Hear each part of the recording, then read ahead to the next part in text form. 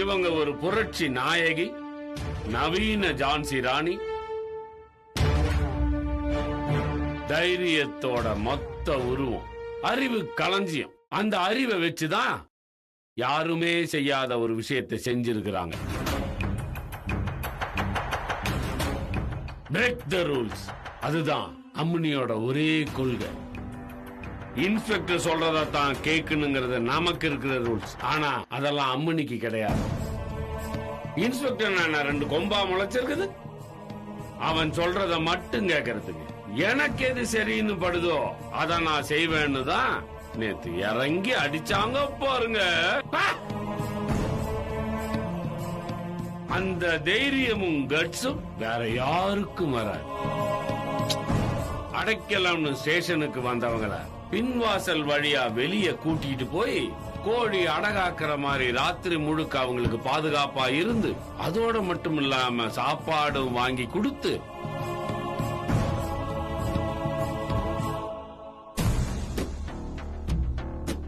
பரமரே இத்தனை வருஷ சர்வீஸ்ல இவ்வளோ பெரிய ரிஸ்க் எடுத்து இந்த மாதிரி ஒரு காரியத்தை நீங்க செஞ்சிருக்கீங்களா?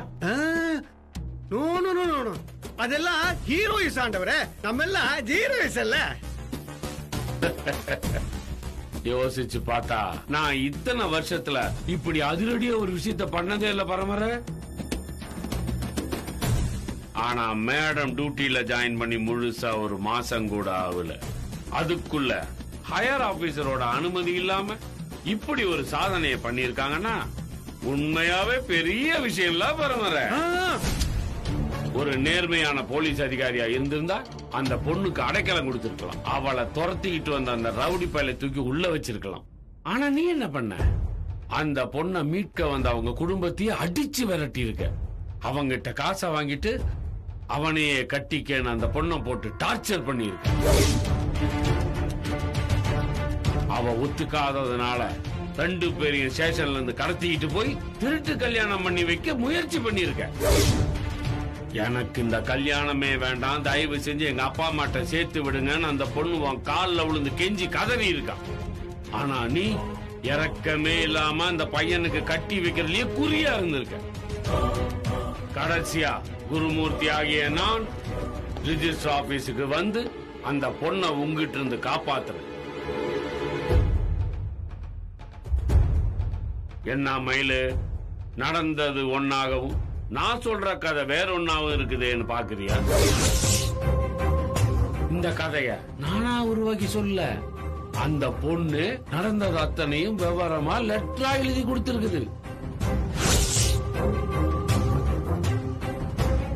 அந்த லெட்டரைய காரணமா வச்சு ஒரு பொண்ணை கடத்துறதுக்கு நீ உதவியா இருந்தேன்னு சொல்லி அவளுக்கு திருட்டு கல்யாணம் பண்ணி வைக்கிறதுக்கு நீ உடந்தையா இருந்தேன்னு உன் பேர்ல என்னால கம்ப்ளைண்ட் ரைஸ் பண்ண முடியும். உன்னை இப்பவே டிபார்ட்மெண்ட்ல இருந்து சஸ்பெண்டும் பண்ண முடியும். ஆனா நான் அவ்வளவு இரக்கம் இல்லாதவன் இல்ல மயிலு, அதுவும் சட்டத்தை உயிரா மதிக்கிறவன். அதனால உனக்கு ஒரு சான்ஸ் கொடுத்து பார்க்கலாம்னு முடிவு பண்ணிருக்கேன். நீ இப்ப என்ன செய்யணும்னா டிபார்ட்மெண்ட்டுக்கு ஒரு லெட்டர் எழுதுற. உன் மேல ஆக்ஷன் எடுக்கிறதுல டிபார்ட்மெண்ட் ரொம்ப தீவிரமா இருக்கு. இந்த சட்டத்தோட மனசை கரைச்சி உருகிற மாதிரி அட்லீஸ்ட் கன்வின்ஸ் பண்ற அளவுக்காவது நீ ஒரு லெட்டர் எழுதி கொடுக்கணும். ஐயா என்ன மன்னிச்சிருக்க, நான் தெரியாம தப்பு பண்ணிட்டேன். கண்ணீர் விட்டு கதறி அழுது உருகி எழுதுற எழுத்த படிக்கும் போதே டிபார்ட்மெண்ட்டுக்கு உன்னோட நிலைமை என்னன்றது நல்லா புரியும். உன்னோட தன்னிலை விளக்க கடிதத்தை படிச்சு பார்த்து டிபார்ட்மெண்ட் திருப்தி ஆனாதான் உன் மேல ஆக்ஷன் எடுக்கலாமா வேண்டாமான்னு டிபார்ட்மெண்ட் முடிவு செய்யும். உன் உடம்பு எப்படி இருக்கு? எப்ப என் மீனாவை என்கிட்ட இருந்து பிரிச்சிங்களோ அப்பவே நான் செத்துட்டேன் சார். ஒரு பொணத்துக்கிட்ட வந்து நல்லா விசாரிக்கிறீங்களே, நீங்களா ஒரு மனுஷனா சார்? முருகா, ஐயா கிட்ட கொஞ்சம் நிதானமா பேசுப்பா.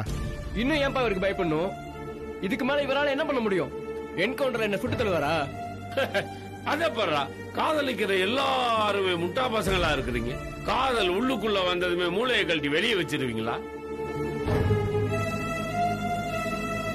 அந்த பொண்ணு கிடைக்கலங்கிறதுக்காக தானே சாவறதுக்கு துணிஞ்ச. அவளை கல்யாணம் பண்ணியிருந்தீங்கன்னா நீ 100 வருஷம் சந்தோஷமா அவளோட வாழ்ந்திருப்பேன்னு நினைக்கிறியா? அவளை நீ கல்யாணம் பண்ண 1 மணி நேரத்திலேயே ஒரு நாள்லயே அவனுக்கு உன்னை கண்டந்துண்டமா வெட்டி போட்டிருப்பானுங்க. அவளோட கொஞ்ச நாள் வாழ்ந்தா போதும் நான் சந்தோஷமா போயிருப்பேன்னு நீ சினிமா வசனம் எல்லாம் பேசலாம். எதுக்குடா ஒருத்திய உயிருக்கு உயிரா காதலிக்கிறீங்க? அவளை கல்யாணம் பண்ணி ரொம்ப வருஷம் அவ கூட குடும்பம் நடத்தணுங்கிறதுக்காகத்தானே. கல்யாணம் பண்ண கொஞ்ச நாள்லயே உன்னை சாவடிச்சிருவாங்கன்னா அப்புறம் என்னமா என்ன இடவுக்குடா காதலிச்சு தொலைறீங்க?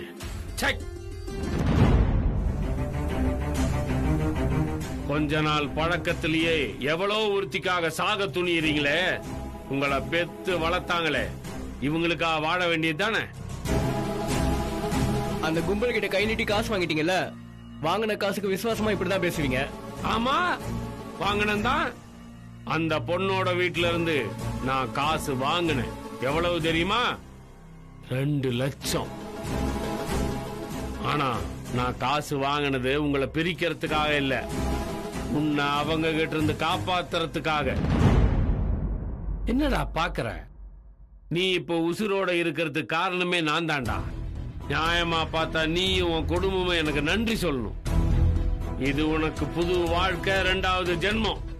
எல்லாமே நான் உனக்கு போட்ட பிச்சை. நான் மட்டும் உள்ள நுழைஞ்சு உங்களை பிரிக்கலன்னு வச்சுக்க, உன்னை உயிரோட கொளுத்தி இருப்பாங்க.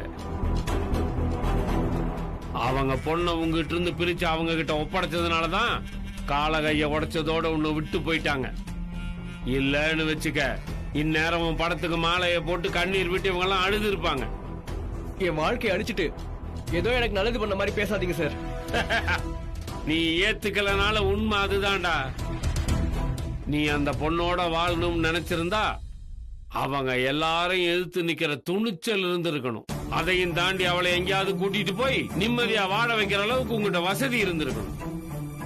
அது எல்லாத்தையும் விட்டுட்டு எங்களை காப்பாத்துங்க காப்பாத்துங்க ஸ்டேஷன் வாசல்ல வந்து நின்னு கதறன பாரு, அதுதான்டா நீ செஞ்ச முதல் தப்பு. நீங்க உள்ளூர்லயே இருந்தா கண்டிப்பா அந்த கூட்டம் உங்களை சும்மா விடாது. உன்னை கொன்னுட்டு அந்த பொண்ணை இழுத்துட்டு போயிடுவாங்க. நீ ஆசைப்பட்ட மாதிரி அந்த பொண்ணோட வாழவும் முடியாது. உன் பெத்தவங்களுக்கு நீ இல்லாமையும் போயிடு. உன் காதல் கதை கடைசியில உங்க 3 பேர் சாவுல தான் முடியும். சாரோட வார்த்தையை நம்பிதான் தேனு நான் அவங்கள ரெஜிஸ்டர் ஆபீஸ்க்கே கூட்டிட்டு போனேன். என் வார்த்தையை நம்பிதானே அவங்களும் அங்க வந்தாங்க. அந்த நம்பிக்கையை என்னால. மயிலு, அந்த ஆளை பத்தி உனக்கு தெரியாதா? அவர் சொன்னதை போய் நீ நம்பி போயிருக்கவே கூடாதுடி. அங்கதான் நான் தப்பு பண்ணிட்டேன் தேனு. இது அவருக்கு சம்பந்தம் இல்லாத யாரோ 2 பேரோட வாழ்க்கை பிரச்சனை. இதுல போய் அவரோட புத்திய காமிக்க மாட்டாருன்னு நினைச்சேன். அவர் இந்த கும்பலுக்கு இப்படி வேலை போயிருப்பாருன்னு நான் சத்தியமா எதிர்பார்க்கலடி. சரி விடு, இதையே ஒரு பாடம்னு எடுத்துக்கோ. இனிமே அந்த ஆள் விஷயத்துல கொஞ்சம் உஷாராவே இரு. அவர் கேட்ட மாதிரி விளக்கம் எழுதி கொடுத்துட்டு வேலைக்கு போற வழிய பாரு. நடக்காத கதைக்கு நான் என்னடி விளக்கம் கொடுக்க முடியும்? நான் என்ன காரணம் சொன்னாலும் அவரை ஏத்துக்க போறது இல்ல. அதுக்காக அப்படியே விட்டுருவியா? நீ விளக்கம் கொடுக்கலனா அந்த ஆள் உன் மேல ஏதாவது ஆக்ஷன் எடுத்துருவாரு. அவர் என்னடி என் மேல ஆக்ஷன் எடுக்கிறது? இந்த வேலைய வேணான்னு தாடி தூக்கி எரிஞ்சிடலான்னு முடிவு பண்ணிட்டு தான் வந்திருக்கேன். ஏய், டென்ஷன்ல எதையாவது உளராத, கொஞ்சம் நிதானமா இரு. இல்ல தேனு, நான் ஏதோ கோவத்துல பேசுறதா நீ நினைக்காத. நிதானமா யோசிச்சுதான் நான் இந்த முடிவுக்கே வந்திருக்கேன். நம்ம செய்யற வேலையால கொஞ்சமாவது திருப்தி கிடைக்கணும், சந்தோஷம் வரணும். ஆனா டியூட்டில சேர்ந்த இத்தனை நாள்ல ஒரே ஒரு தடவை கூட இதெல்லாம் எனக்கு கிடைச்சதே இல்லடி. இந்த வேலையால நான் நிறைய கஷ்டப்பட்டிருக்கேன், அவமானப்பட்டிருக்கேன். என் தன்மானத்தையும் பல இடத்துல நான் விட்டு கொடுத்திருக்கேன். போதும் தேனு, போதும், என்னால முடியல. அவசரப்படாத மயிலு, நான் சொல்றது கொஞ்சம் பொறுமையா கேளு. நீ அத்தை கிட்ட சொன்ன அதே விஷயத்தை தான் நான் உன்கிட்டயும் சொல்றேன். ஒரு டிபார்ட்மெண்ட்ல ஒருத்தர் தப்பா இருக்காருங்கிற காரணத்துக்காக அந்த வேலையை தப்புன்னு நம்மளால முடிவு பண்ண முடியாது. உன் வேதனைக்கும் கஷ்டத்துக்கும் காரணம் அந்த குருமூர்த்தி மட்டும் தானே, இந்த வேலை இல்லையே. நானும் உன்ன மாதிரி ஒரு கான்ஸ்டபிள் தானே. நான் இந்த டியூட்டில திருப்தியாவும் சந்தோஷமாவும் தானே இருக்கேன். உன் ஸ்டேஷன் வேணா விதிவிலக்கா இருக்கலாம் தேனு, ஆனா எங்க போனாலும் நமக்கு மேல குருமூர்த்தி மாதிரி ஒருத்தர் இருப்பாரு. நாம நல்லது செய்ய நினைச்சாலும் அவங்க அதிகாரத்தால அதை கெடுத்துக்கிட்டே இருப்பாங்க. கடைசி வரைக்கும் அதை நினைச்சு நினைச்சு நம்ம மனம் புழுங்கி சாக வேண்டியதுதான். மயிலு, போலீஸ் டிபார்ட்மெண்ட்ல மட்டும் இல்ல மயிலு, எல்லா இடத்துலயும் மேலதிகாரி இஷ்டப்படிதான் நம்ம ஆட வேண்டி இருக்கும். நாம அந்த லெவலுக்கு போனா மட்டும்தான் இதெல்லாம் மாத்த முடியும். அது வரைக்கும் இந்த மாதிரி கஷ்டத்தெல்லாம் நம்ம சமாளிச்சுதான் ஆகணும். இதுக்கு பயந்து ஓட ஆரம்பிச்சா நாம எந்த வேலையிலுமே நிரந்தரமா இருக்க முடியாது மயிலு. நீ என்ன சொன்னாலும் தேனு, நான் என் முடிவை மாத்திக்கிறதா இல்ல. மனப்புழுக்கத்தோட ரொம்ப நாள் நம்ம ஒரு வேலையை செய்ய முடியாது. இது சரியா வராதுங்கிறப்ப விலகி வந்துடுறதுதான் நல்லது. நான் விலகிடலாம்னு முடிவு பண்ணிட்டேன்.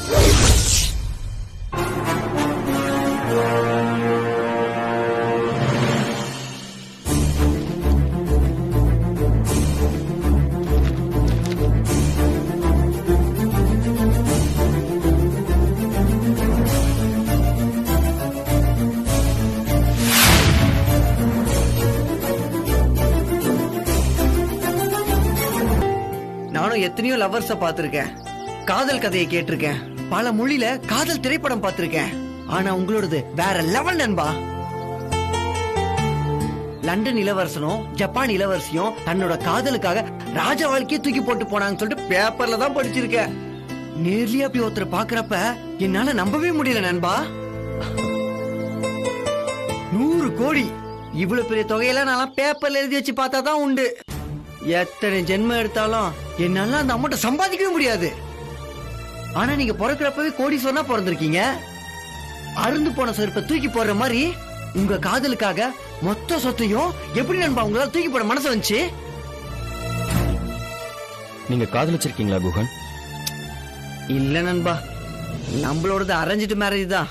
நீங்க காதலிச்சிருந்தீங்கன்னா இந்த கேள்வி என்கிட்ட கேட்டிருக்க மாட்டீங்க. இவதான் உலகம், இவதான் வாழ்க்கைன்னு மனசு முடிவு பண்ணிட்டா போதும். அதுக்கு முன்னாடி 100 கோடி என்ன, லட்சம் கோடியே வச்சாலும் அதுக்கு முன்னாடி குப்பையா தான் தெரியும் குஹன். எனக்கு அந்த அனுபவம் இல்லங்கிறதுனால இப்பவும் நீங்க செஞ்சதை என்னால ஏத்துக்க முடியல. எனக்கு அப்படியே மலப்பா இருக்கு. நான் கேக்குறேன், தப்பா எடுத்துக்காதீங்க. சொத்து சுகத்தெல்லாம் விட்டுட்டு வாங்க. நான் உங்க காதலை ஏத்துக்கிறேன்னு சொல்லிட்டு உங்க லவ்வர் சொல்லியிருந்தா நீங்க செஞ்ச காரியத்துல ஒரு அர்த்தமோ நியாயமோ இருக்கு. ஆனா அதுக்கு எந்த உத்தரவாதம் இல்லாதப்ப நீங்க எடுத்த முடிவு முட்டாள்தனமா தெரியலையா? காதலா அந்த பொண்ணானி எங்க அப்பா என்ன கார்னர் பண்ணும் போது என்னால வேற என்ன முடிவு எடுக்க முடியும் குஹன்? ஒரு பக்கம் என் மனசுக்கு பிடிச்ச வாழ்க்கை, இன்னொரு பக்கம் வசதியான வாழ்க்கை. இது ரெண்டுல எது வேணும்னு கேட்டா என்னால இந்த முடிவு தான் எடுக்க முடியும். நிறைய பேர் வசதியா வாழ்றதும் சந்தோஷமா வாழ்றதும் ஒண்ணுன்னு நினைக்கிறாங்க. ஆனா என்ன பொறுத்த வரைக்கும் அதுதான் இருக்கிறதுலயே பெரிய முட்டாள்தனம். அரண்மனை மாதிரி பங்களா, கப்பல் மாதிரி கார், சென்ட்ரலைஸ்டு ஏசி, இதெல்லாம் வச்சுட்டு நான் வசதியா வாழலாம். ஆனா என்னால சந்தோஷமா வாழ முடியுங்கிறதுக்கு எந்த ஒரு உத்தரவாதமும் இல்லை. என் மனசுக்கு பிடிச்சவளோட எனக்கு பிடிச்ச மாதிரி வாழ்க்கைய வாழ்றதுதான் உண்மையான சந்தோஷம். அந்த சந்தோஷத்துக்கு முன்னால வேற எதுவுமே பெருசு இல்ல குஹன். இப்போ கூட நான் பேசுறதெல்லாம் உங்களுக்கு கிறுக்குத்தனமா தெரியலாம். அந்த மாதிரிலாம் இல்லைன்னு சொல்லிட்டு நான் ஒன்னும் ஆர்கியூ பண்ண மாட்டேன். ஆனா லவ்ங்கிறது அறிவு சம்பந்தப்பட்டது இல்ல, மனசு சம்பந்தப்பட்டது. லாப நஷ்ட கணக்கு பார்த்து இதுல எல்லாம் முடிவெடுக்கவே முடியாது. ஓகே நண்பா, எனக்கு புரியுது. நீங்க லவ் பண்ற பொண்ணுக்கு இதெல்லாம் புரிய வச்சீங்களா? அவங்களுக்காக நீங்க எல்லாத்தையும் இழந்துட்டு நிக்கிறது அவங்களுக்கு தெரியுமா? தெரியாது. அவளுக்கு தெரியாம இருக்கிறதா நல்லதுன்னு நினைக்கிறேன். நானும் அதான் சொல்லணும்னு நினைச்சேன் நண்பா. நீங்க சொல்றத வச்சே அவங்க கேரக்டர் எப்படின்னு சொல்லிட்டு புரிஞ்சுக்க முடியுது. தனக்காக எல்லாத்தையும் விட்டு வந்துட்டாருன்னு கண்டிப்பா அவங்க வருத்தப்படுவாங்க, குற்ற உணர்ச்சியில தவிப்பாங்க. உங்களை குடும்பத்தோட சேர்க்கறதுக்காக வெறுப்பா கோவமா பேசுற மாதிரி நடிப்பாங்க. என்ன நோக்கத்துக்காக நீங்க இதை செஞ்சீங்களோ அது நடக்காம போயிடும். உண்மைதான் குஹன். ஆனா எவ்வளவு நாள் என்னால இதை மறைக்க முடியும்னு தெரியல. ஸ்டேஷன்ல எடுபடி வேலை செஞ்சுட்டு பாரா டியூட்டிக்கும் பந்தோபஸ்துக்கும் ஒரு சாதாரண கான்ஸ்டபிள் நீ.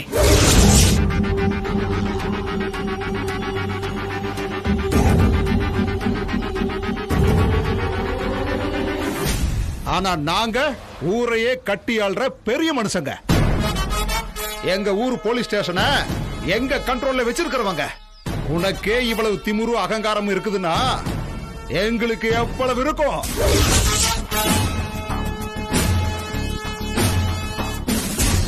உன் போலீஸோட பவரை என்கிட்டயே காட்டினா நாங்க உன்னை சும்மா விட்டுருமா? அவ்வளவு கஷ்டப்பட்டு போராடியும் கடைசியில உன் முகத்துல கரிய பூசித்தானே அனுப்பணும். அடைக்கலம் கொடுத்த உன்னை வச்சு 2 பேரையும் ரெஜிஸ்டர் ஆபீஸுக்கு வர வச்சோம்ல, காப்பாத்தின ஊ மூலமாவே அவங்கள காட்டி கொடுக்க வச்சோம்ல. எங்க பணத்துக்கும் எங்க அதிகாரத்துக்கும் முன்னால உன்னால ஒண்ணும் பண்ண முடியாது. எங்கள மாதிரி பெரிய ஆளுங்கிட்ட மோதுனா இப்படிதான் கேவலமா தோத்து போய் அவமானப்பட்டு நிக்கணும். நீ பண்ண காரியத்துக்கு இந்த காக்கி சட்டை மட்டும் இல்ல, உன் நல்லா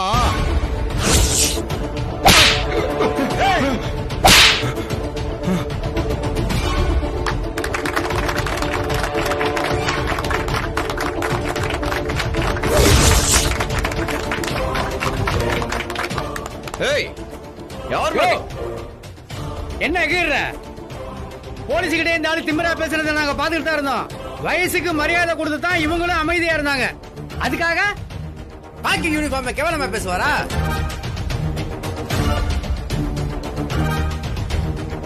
அந்த டென்ஷன்ல தான் மேடம் அடிச்சாங்க. இதுக்கு மேல ஏதாவது கரெக்டா பண்ணீங்க நாங்க எல்லாம் பாத்துக்கிட்டு சும்மா இருக்க மாட்டோம். மரியாதையா கிளம்புங்க. கிளம்புங்க.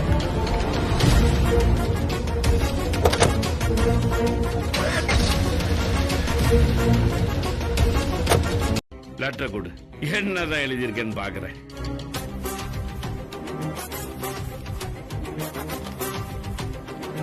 நீ இந்த விளக்கம் கொடுக்கறதுனால நான் உன் மேல ஆக்ஷன் எடுக்க மாட்டேன்ற அர்த்தம் இல்ல.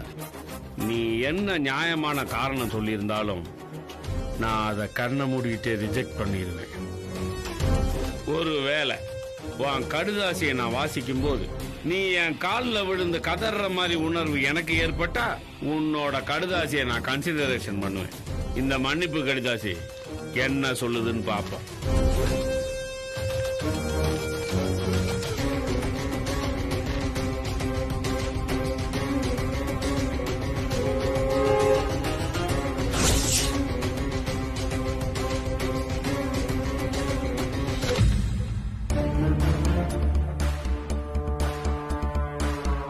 என்ன மயில் இது? ராஜினாமா செய்வது தொடர்பாக எழுதியிருக்க. உன்னை நான் விரட்டி வர்ற யோசனையிலேயே இருக்கிறதுனால எனக்கு தான் அப்படி தெரியுதா, இல்ல நிஜமாவே நீ இதுல அதான் எழுதியிருக்கியா? நீங்க சரியா தான் படிச்சிருக்கீங்க சார். இது என்னோட விளக்க கடிதம் இல்ல, ராஜினாமா கடிதம். சரி, இந்த முடிவை நீயே எடுத்தியா இல்ல என்கிட்ட அனுபவிக்கிற டார்ச்சர்லாம் தாங்க முடியாம உன் காதல் மன்னன் தம்பி ஜீவா இந்த ஐடியா கொடுத்தானா? அவர் என் லவ்வர் இல்ல சார். மத்தவங்க பேச்ச கேட்டுக்கிட்டு முடிவெடுக்கிற அளவுக்கு நான் குழந்தையும் இல்ல. எது எப்படியோ மயிலு, இந்த குருமூர்த்தியோட மோதுறதை விட ஒதுங்கி போறது நல்லதுன்னு நினைச்ச பாரு. வாழ்க்கையில இன்னைக்கு தான் நீ ஒரு நல்ல டிசிஷன் எடுத்திருக்க. காக்கி யூனிஃபார்ம் வெளியில இருந்து பாக்குறவங்களுக்கு தான் இது கம்பீரமான உடையா தெரியும். ஆனா இந்த யூனிஃபார்ம் போட்டவனுக்கு தான் இதுல எவ்வளவு அசிங்கமும் அவமானமும் இருக்குன்னு தெரியும். பொசிஷன் ஏற ஏற மென்டல் பிரஷரும் தீவிரமா ஏறிக்கிட்டே இருக்கும். மயில, கான்ஸ்டபிள் லெவல்ல கிடைக்கிற டென்ஷனையே உன்னால தாங்க முடியலையே. பரமர இடத்துக்கு வர்றதுக்குள்ள ஹார்ட் அட்டாக்கே வந்து போய் சேர்ந்துருவ போல இருக்க. 100 வருஷம் நிம்மதியா வாழ்ந்துட்டு போறதை விட்டுட்டு உனக்கு எதுக்கு இந்த காக்கி யூனிஃபார்ம் கஷ்டமெல்லாம்? இதையெல்லாம் நீ யோசிச்சு பார்த்தியான்னு எனக்கு தெரியாது. ஆனா சரியான நேரத்துல தான் நீ ஒரு தரமான முடிவு எடுத்திருக்க. ஐ am happy, very very happy. இந்த சந்தோஷத்தை இப்பவே நான் மேல் இடத்துக்கு ஃபார்வர்ட் பண்றேன். அப்புறம் அபிஷியலா உனக்கு ஒரு நோட்டீஸ் வரும். சார் ஒரு நிமிஷம், அந்த லெட்டர் கொடுக்கறீங்களா? ஏன் இதுல ஏதாவது கரெக்ஷன் பண்ண வேண்டியது இருக்கா?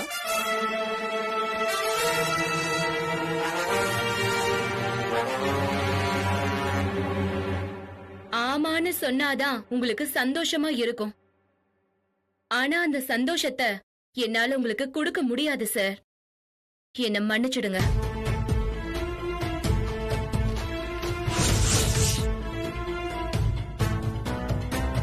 நீங்க என்ன எவ்வளவு டார்ச்சர் பண்ணாலும் சரி, நான் இந்த வேலையை விட்டு போறதாவே இல்ல.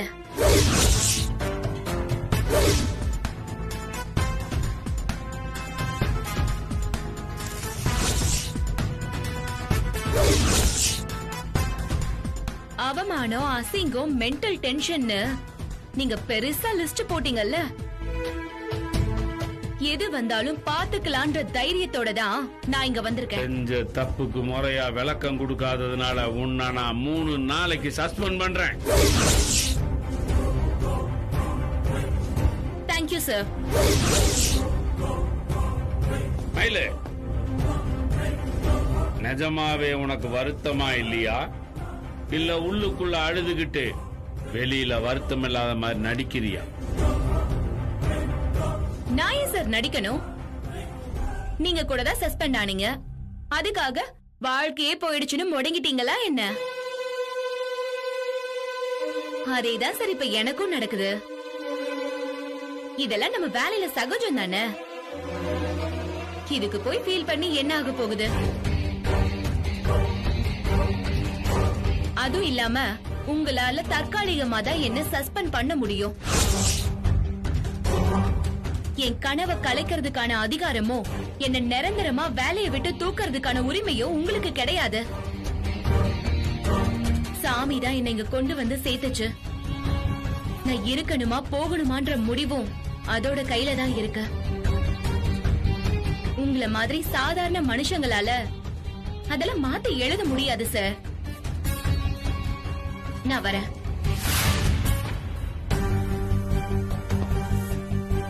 இந்தாங்க சார். மயில, இந்த ஸ்வீட் யாவது எடுத்துக்கோ. இப்ப எதுக்கு ஸ்வீட்? அங்க பாரு, கார். அதுல இருக்கே அந்த பேரை பாரு.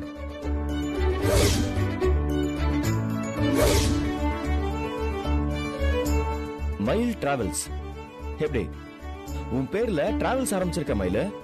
10 வண்டி, 10 வண்டிக்குமே உன் பேர் தான். இவன் பேர் குகன். வணக்கம் மேடம், நான் சாரோட டிராவல்ஸ்ல டிரைவரா ஒர்க் பண்றேன். ஏன் திடீர்னு டிராவல்ஸ் எல்லாம் ஆரம்பிச்சீங்க? உங்க அப்பாவோட ஏதாவது பிரச்சனையா? இல்லையே. சேச்சா, எனக்கு அவரோட என்ன பிரச்சனை வரப்போகுது? சொல்ல போனா குத்து விளக்கு ஏத்தி அவர் தான் இதை தொடங்கியே வச்சாரு. அப்போ அவர் தான் இதுக்கெல்லாம் பணம் கொடுத்தாரா? No no no no. அவர்கிட்ட பணம் வாங்கி ஆரம்பிச்சு நான் உன் பேரை வைப்பனா? எல்லாத்தையுமே என் சொந்த முயற்சியில சொந்த காசுல நான் செஞ்சிருக்கேன். உங்க கதையெல்லாம் சொல்லி முடிச்சிட்டீங்களா?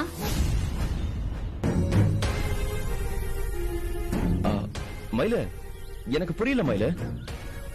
உங்க அப்பா கிட்ட நீங்க சண்டை போட்டுட்டு ஏடிஎம் கார்டு, பைக் சாவி எல்லாத்தையும் கொடுத்துட்டு வெறும் கையோட வீட்டை விட்டு வந்ததெல்லாம் எனக்கு தெரியும் சார்.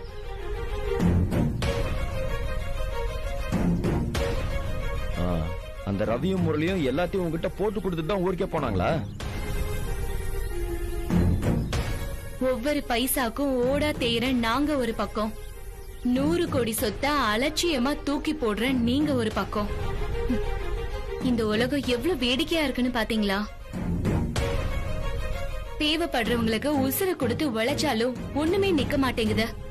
தேவை இல்லாதவங்களுக்கு கோடி கணக்குல கொட்டி கிடக்குது. ஒத்த பைசாவுக்கு வேர்வையும் ரத்தமும் சிந்துற எங்களுக்கு தான் காசோட அருமை தெரியும் சார். உங்களை மாதிரி வசதியா வாழ்ந்தவங்களுக்கெல்லாம் அதோட மதிப்பு தெரியாது சார். அதான் ஈஸியா தூக்கி போட்டுட்டு வந்துட்டீங்க. நீங்க வேணும்னா இதெல்லாம் தியாகம்னு சொல்லிக்கலாம். ஆனா எங்களை பொறுத்த வரைக்கும் இது பெரிய பைத்தியக்காரத்தனம் சார். இருக்கலாம் மயில. எனக்கு நீயா சொத்தான்னு கேள்வி வரும்போது நான் கண்ணை மூடிட்டு நீ தான் முக்கியம்னு முடிவெடுப்பேன். நான் உங்களை கட்டிக்கிறேன்னு சொன்னா சார். நாம இத செஞ்சா நமக்கு இவ கிடைப்பான்னு நீங்களா ஒண்ணு நினைச்சுக்கிட்டு முட்டாள்தனமா ஏதாவது செஞ்சிடுறீங்க. அதோட பழி மொத்தமும் ஏன் தலையில தான் வந்து விடியுது சார். உங்க வாழ்க்கை என்னாலதான் வீணா போச்சுன்னு ஏற்கனவே எனக்கு கெட்ட பேரு. பெத்தவங்க கிட்ட இருந்து பிரிச்சுட்டா சொத்தும் இல்லாம நடுத்தருவுல நிக்க வச்சுட்டான்னு இன்னும் என்ன கரிச்சு கொட்டுறதுக்கு தான் நீங்க வழி பண்ணிருக்கீங்க. எந்த தப்புமே செய்யாம இன்னும் எத்தனை பழி பாவத்தை சார் நான் உங்களுக்காக சுமக்கிறது? மேடம், நான் குறுக்க பேச தப்பா நினைக்காதீங்க. 100 கோடி ரூபாய் சொத்துங்க குப்பையில தூக்கி போடுற மாதிரி போட்டு வந்திருக்காரு உங்களுக்காக. நான் அடிச்சு சொல்றேன் மேடம், காதலுக்காக இப்படி ஒரு தியாகத்தை யாருமே இப்படி செய்ய மாட்டாங்க. இப்ப கூட நீங்க இவர் காதல புரிஞ்சுக்கலனா நியாயமே இல்ல மேடம்.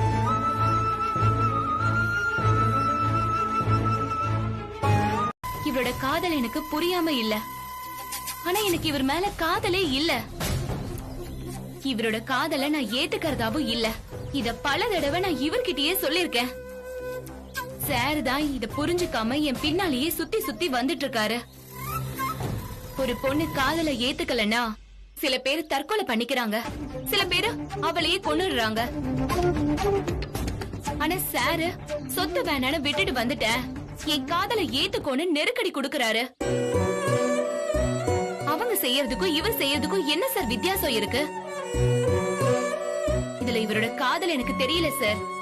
பிடிக்குதோ இல்லையோ எங்க முடிவைதான் நீங்க ஏத்துக்கணுங்கிற ஆம்பளையோட ஈகோ தான் சார் என் கண்ணுக்கு தெரியுது. எங்களுக்கும் மனசு இருக்கு சார். எங்க வாழ்க்கைய பத்தி முடிவெடுக்கிற உரிமை எங்களுக்கு இருக்கு. தயவு செஞ்சு அந்த உரிமையை மதிக்க கத்துக்கோங்க.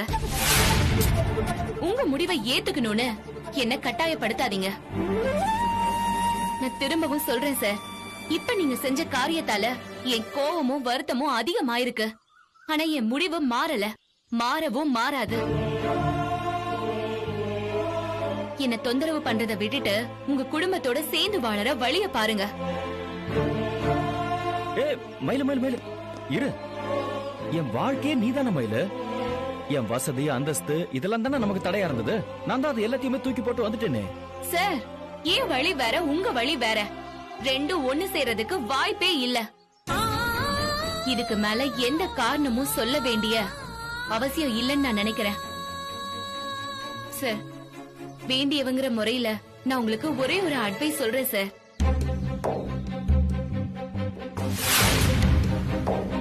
நீங்க எதுக்காக எல்லாத்தையும் உதறி தள்ளிட்டு வந்தீங்களோ அது உங்களுக்கு கிடைக்கவே போறதில்ல. நடக்காத விஷயத்துக்காக நீங்க ஏன் சார் எல்லாத்தையும் இழக்கணும்? சொத்து பெருசு இல்லனாலும் பெத்தவங்க உங்களுக்கு முக்கியம் இல்லையா? அந்த உறவாது மிஞ்சிட்டும் சார். நீங்க சென்னைக்கே போயிடுங்க ப்ளீஸ். மயிலு,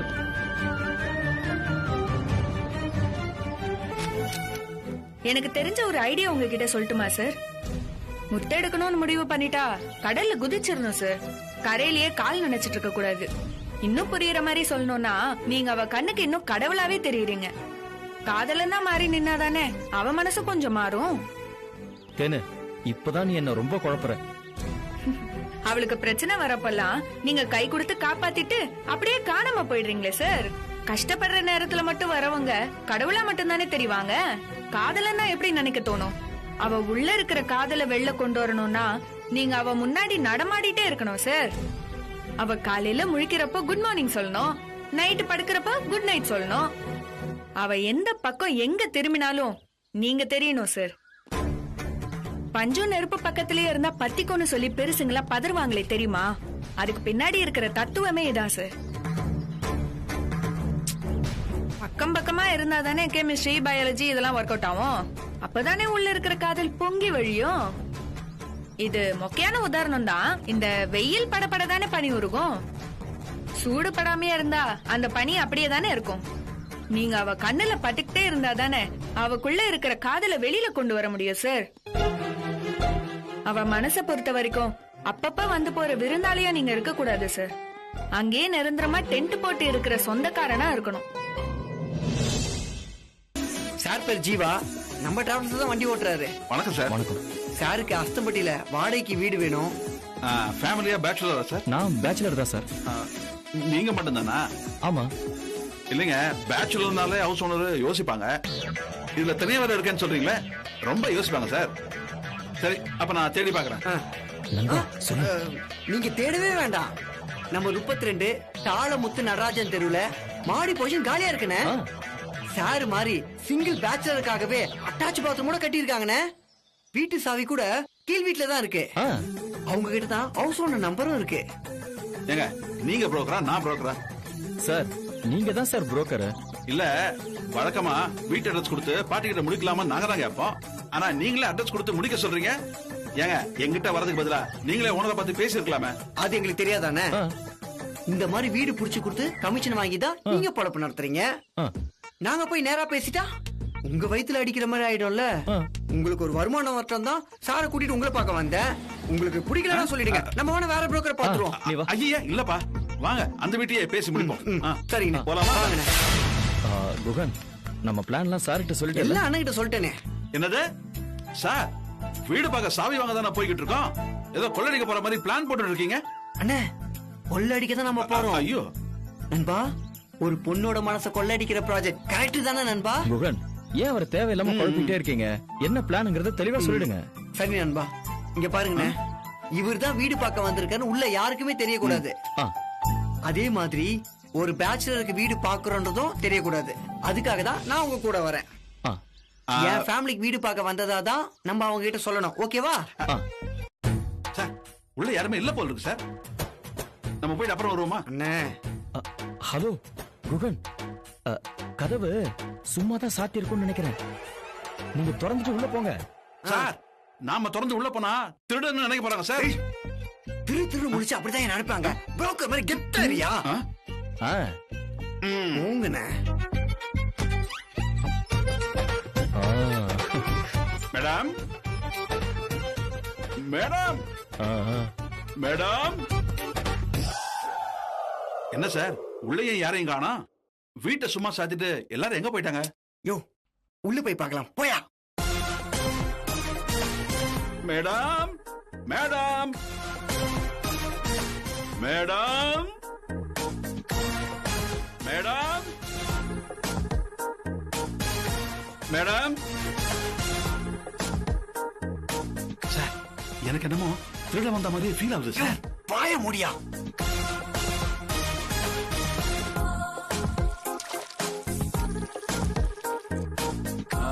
மேடம், யாருங்க? மாடி போஷன் பார்க்கணும், சாவி வாங்கலான்னு வந்தோம். ஓனர் உங்ககிட்ட சொல்லி இருப்பாரு. கதவை திறந்து உள்ள வந்துருவீங்களா? குளிச்சிட்டு இருக்க, வெளியே இருங்க. பரவாயில்லைங்க மேடம், பாத்துட்டு போலாம் தானே வந்தோம். நாங்க இங்கே இருக்கோம், வெயிட் பண்றோம். வாங்க. கயல், யாரோ பொறுக்கி பசங்க வந்திருக்காங்க, என்னன்னு பாரு. சார், பொறுக்கி பசங்கன்னு சொல்றாங்க சார். வாங்க சார், ஓடி போயிடலாம். ஓ, நான் பொறுக்கி பசங்க ஒத்துக்கிட்ட மாதிரி ஆயிடும். சாவி வாங்க தானே வந்தோம், எதுக்கு பயப்படுறீங்க? மேல் வீட்டு சாவி வாங்காம வெளியே போக கூடாது. மேடம், சீக்கிரம் வாங்க, டைம் ஆச்சு எனக்கு.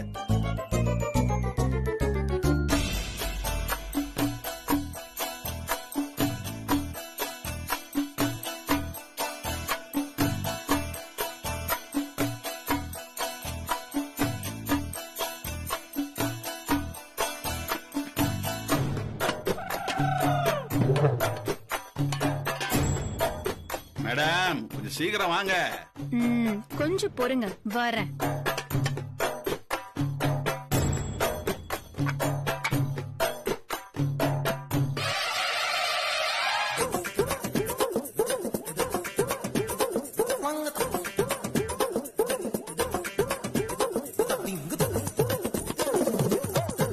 என்ன சார் தேடுறீங்க?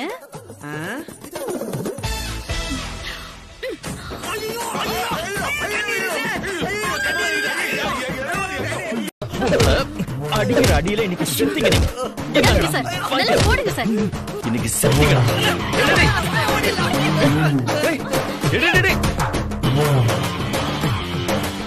என்னடி ஆச்சு? யார் அந்த 2 பேரு இப்படி ஓடுறாங்க? அவனுக்கு 2 பேரும் திருட்டு பசங்கமா. சாவி வாங்குற சாக்குல திருட பார்த்தானுங்க, அதான் அடிச்சு விரட்டிட்டேன். தம்பி, நீங்க இங்க என்ன பண்றீங்க? அது இந்த வழியா போயிட்டு இருந்தேன் ஆண்டி. வீட்ல இருந்து ஏதோ சத்தம் வந்ததா, அதனாலதான் வந்து நின்ன, வேற எதுவும் இல்ல. உள்ள வாங்க சார். இல்ல கையில் பரவாயில்ல, எனக்கு கொஞ்சம் வேலை இருக்கு, நான் அர்ஜென்டா கிளம்பணும். நான் வரேன் ஆண்டி, நான் வரேன். மயிலு வரேன்.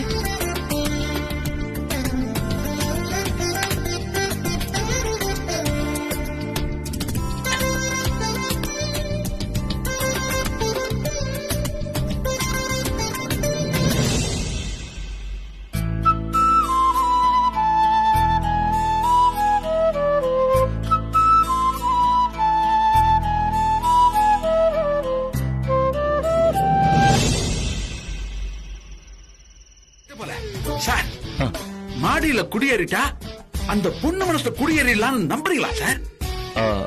ஆமா. அப்ப விடுங்க சார், கண்டிப்பா அந்த வீட்டை நான் முடிச்சு கொடுக்கறேன் சார். இங்க பாருங்க சார், இவ்வளவு நாளா இந்த தாமு கமிஷனுக்காக வேலை பார்த்தேன் சார். இப்போ சாரோட காதலுக்காக அந்த வீட்டை நான் முடிச்சு கொடுக்கறேன் சார். இத பாருங்க சார், நாளைக்கு நீங்க அந்த வீட்டுல குடியேறீங்க சார். அதுக்கு நான் guarantee sir. Deal sir, deal.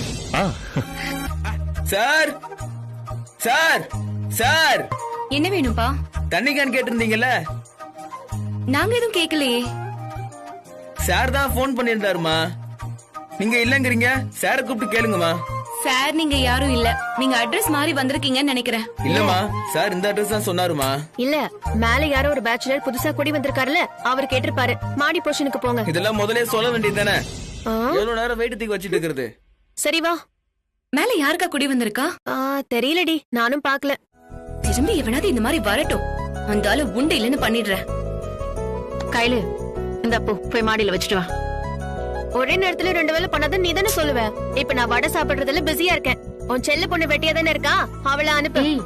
அம்மா குடுமா, இத வச்சுட்டு அந்த ஆள்கிட்ட ஒரு வார்த்தை சொல்லிட்டு வந்துடுறேன். ஒண்ணு வேணாம் மயிலு, நமக்கு எதுக்கு வம்பல்லாம்? அங்க மேல இருக்கிறவர் யாருன்னு தெரியல, நாமளா போய் வாய் கொடுக்க கூடாது. யாராவது தேடி வந்தா மேல போங்கன்னு சொல்ல போறோம், அவ்வளவுதானே. இதுல என்ன குறைஞ்சிட போகுது? நீ போய் காக்காக்கு மட்டும் வச்சுட்டு வா போ. சரிம்மா.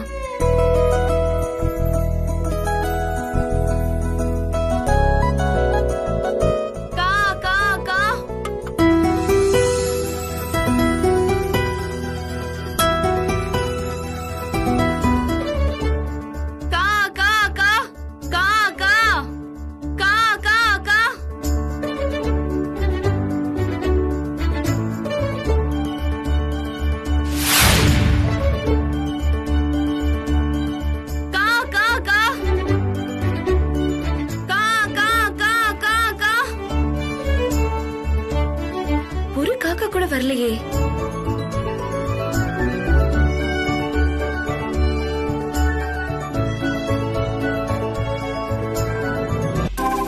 வடை எடுத்துக்கடி. இந்தா. நல்லா இருக்கா?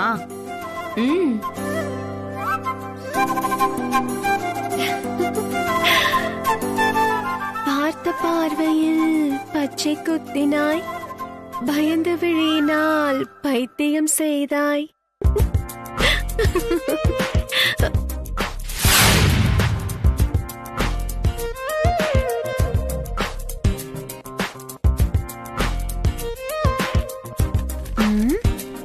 நல்லா இருந்துச்சு, நன்றி.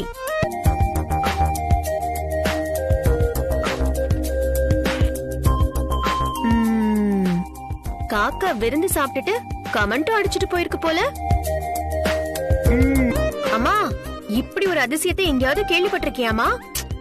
முதல்ல விஷயம் என்னன்னு சொல்லுடி. காக்கா வடையையும் பாயசத்தையும் மிச்சம் வைக்காம சாப்பிட்டுருச்சுமா. அதுல என்னக்கா அதிசயம் இருக்கு? சாப்பிட்டுட்டு கிளீனா கழுவி வச்சுட்டு போயிருக்கு மயிலு. அது மட்டும் இல்ல, நல்லா இருந்துச்சு நன்றின்னு அம்மா சமையலுக்கு சர்டிபிகேட்டும் கொடுத்துட்டு போயிருக்கு. இங்க கூடாத. யார் இந்த மாதிரி பண்ணிருப்பா? வேற யாரு? மேல புதுசா குடி வந்திருக்குல்ல, அந்த காக்கா தான் இந்த வேலையெல்லாம் செஞ்சிருக்கும்.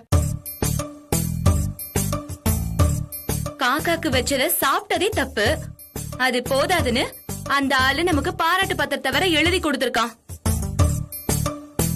எனக்கு என்னமோ அந்த ஆளு வில்லங்க புடிச்சவன் மாதிரி தோணுதுமா. நான் போய் இப்பவே அவன் கிட்ட இதெல்லாம் வேணான்னு சொல்லிட்டு வந்துடுறேமா. அந்த ஆள் சாப்பிட்டுட்டு நல்லா இருக்குன்னு பாராட்டி இருக்காரு. அத பாசிட்டிவா எடுத்துக்காம அவன் ஏன் இப்படி குதிக்கிறான்னு எனக்கே புரியலமா. அது இல்லடி, மேல வந்த ஆளு எப்படின்னு நமக்கு தெரியாதுல்ல. அதான் அவ கொஞ்சம் எச்சரிக்கையா இருக்கணும்னு நினைக்கிறா. அதுல ஒண்ணும் தப்பு இல்லையே. மயில பத்தி ஒரு வார்த்தை சொல்லிட கூடாது, உடனே பாஞ்சு வந்துருவியே. உன்னை முன்னால வச்சுக்கிட்டு அவளை பத்தி பேசணும் பாரு, என்ன சொல்லணும் இல்ல. ஏய், ஆஹா, ஹலோ.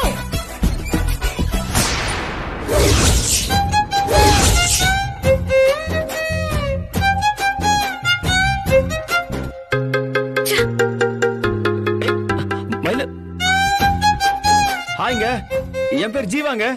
நான் தான் இங்க குடி வந்திருக்கேன். அடிக்கடி சந்திப்போம். இனிமே நான் தான் இங்க இருக்க போறேன்.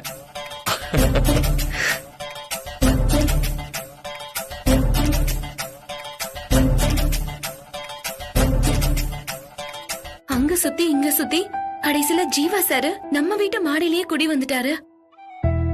நானே விலகி விலகி போனாலும் அவர் விடவே மாட்டாரு போல இருக்கே. அம்மாக்கு வேற தெரிஞ்சா டென்ஷன் ஆயிடுவாங்க. வேற எங்கேயோ இருந்தப்பவே என்னையே சுத்தி சுத்தி வருவாரு. மேலேயே இருக்கிறது இன்னும் அவருக்கு வசதியா போச்சு. அவர் எப்படி சமாளிக்க போறேன்னு தெரியலையே.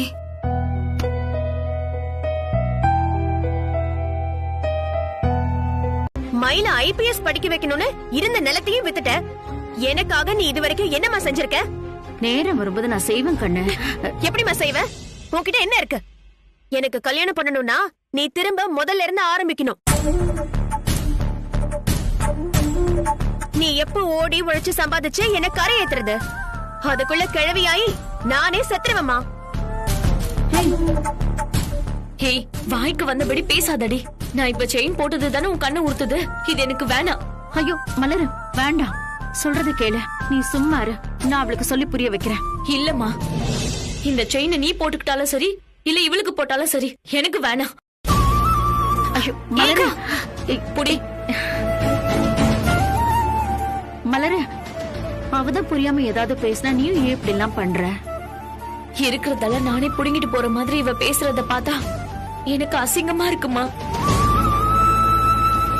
நான் வேணான்னு தானே சொன்னேன். நீ தானே என்ன வற்புறுத்தி போட்டு விட்ட. அதனாலதான் நான் இந்த மாதிரி பேச்செல்லாம் கேட்க வேண்டியதா போச்சு.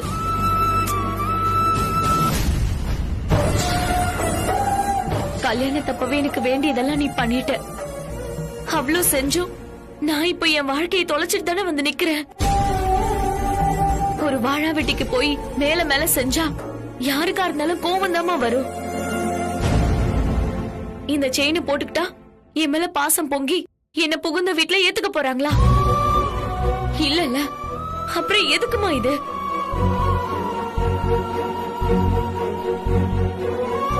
நான் அதுக்காக இந்த செயினை போடல மலரு. நீ எந்த விளக்கமும் சொல்ல வேணாம். கல்யாணமான ஒரு பொண்ணுக்கு புகுந்த வீடுதான் எப்பவும் நிரந்தரும். எவ்வளவு அவமானப்பட்டாலும் நான் அங்க இருக்கிறதுதான் கௌரவம், மரியாதை. பிறந்த வீட்டுல நான் இனிமே விருந்தாளி மட்டும்தான். 3 நாள், அதிகபட்சம் 1 வாரம். அதுக்கு மேல இங்க இருந்தா இப்படிதான் அசிங்கப்படணும்.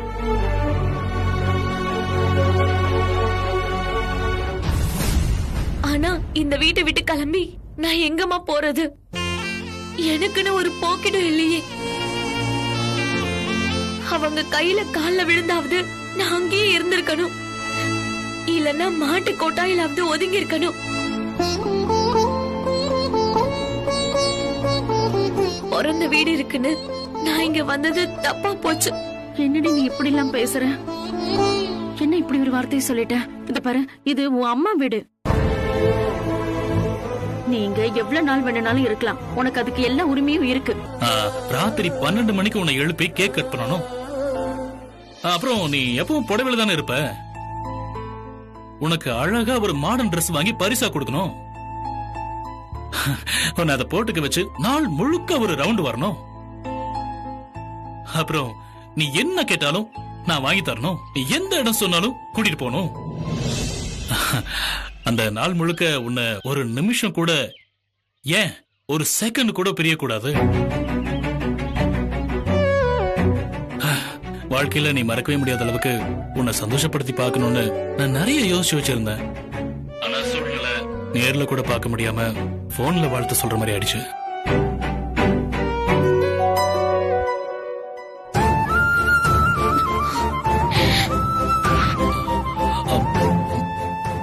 மலரு, மலர், அழறியா? ஏய், என்னது பிறந்த நாள் அதுமா அழுதுகிட்டு? எனக்கு இவ்ளோ பிளான் பண்ணீங்கல்ல, நேர்ல வந்து இதெல்லாம் செஞ்சுட்டு போயிருக்கலாம்லங்க. நான் உங்களை எவ்வளவு எதிர்பார்த்தேன் தெரியுமா? உனக்கு ஒரு விஷயம் தெரியுமா? நான் கேரளா வரைக்கும் வந்திருக்கேன். உன்கிட்ட சொல்லாம வரணும்னு எவ்வளவு முயற்சி பண்ண மலரு. ஆனா என்னால் நகரவே முடியல. சாரி. என்ன வாழ்க்கைங்க இது? ஒரு நல்ல நாள் அதுவுமா பக்கத்துல இருக்க முடியாம போயிடுச்சு. எனக்கு இது பிடிக்கவே இல்லைங்க. இடையில ஒரு தடவை வந்து போக முடியாதா? அப்படி இல்லம்மா, ஒரே அடியா வேலையை முடிச்சுட்டு வரலாமேனு தான். வரல, இல்லனா அப்பா ஏதோ சொல்லுவாரு. ஃப்ளைட் டிக்கெட்டு அது இதுன்னு சொல்லி கணக்கெல்லாம் பார்க்க ஆரம்பிப்பாரு. அதான் யோசிக்கிறேன்.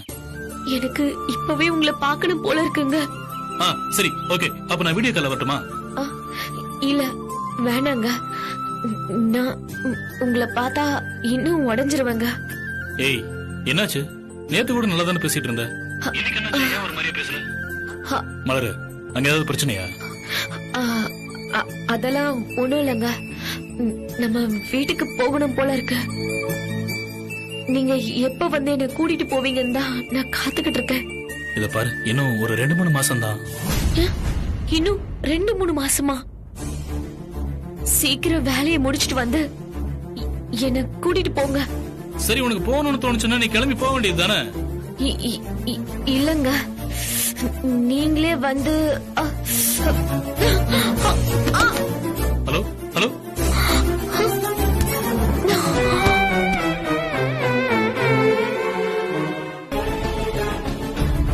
மலர், மலர், மலர், மலர். அக்கா, அக்கா, அக்காக்கு என்னாச்சு சார்? தெரியல. அக்கா, அக்கா, அக்கா, அக்கா, அக்கா எழுந்திருக்கா சார்? அக்காக்கு என்னாச்சு சார்? தெரியல மயில. நான் வெளியில போலான்னு கிளம்புனேன். அப்பதான் இவங்க மயங்கி கிடக்கிறத பார்த்தேன். மலரு, எழுந்திருக்கா. என்னாச்சு உனக்கு? மலரு, மலரு, என்னமாச்சு உனக்கு? கடவுளே, எந்திரி கண்ணு. எழுந்திருக்கா. உனக்கே இப்படி ஆகணும். ஆண்டவா, இப்ப நான் என்ன பண்ணுவேன்? மலர், எந்திரிமா. மலரு, தண்ணி தெளிச்சு கூட எழுதி பார்த்தாச்சுமா. அக்கா எழுந்திருக்கவே இல்ல. மயில, இங்க பாரு, பேசிட்டு இருக்க நேரம் இல்ல. என்கிட்ட கார் இருக்கு. நீ ஆண்டியும் மலர் கூட்டிட்டு கீழே வந்துருங்க, சரியா? Okay sir. தம்பி, நீங்க இப்படி? அது இந்த மாடி போர்ஷனுக்கு நான் தான் ஆண்டி கூடி வந்திருக்கேன். ஆண்டி, நீங்களும் மயிலும் மலரை கூட்டிட்டு சீக்கிரம் கீழே வாங்க. நான் கார் எடுத்துட்டு வந்துடுறேன், சரியா? சீக்கிரம் வாங்க. என்னாச்சுக்கா?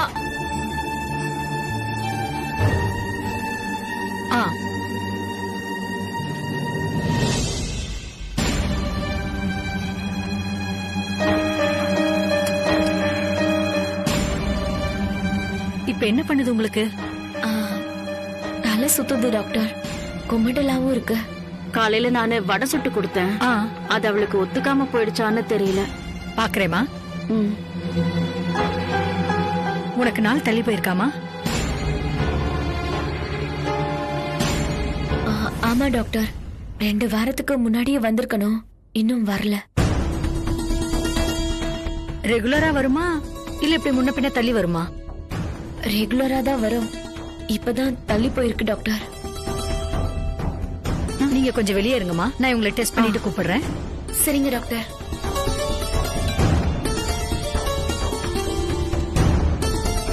இவங்களை கூட்டு போய் படுக்க வைங்க. Okay doctor.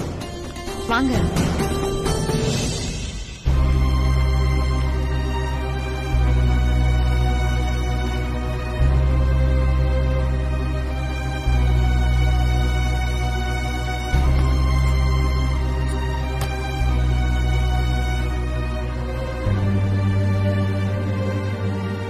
அம்மா,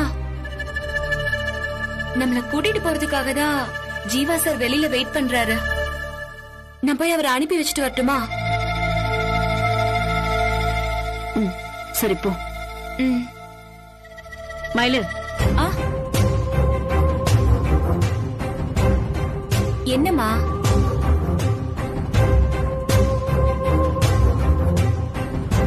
ஒண்ணு இல்லம்மா, நீ போ.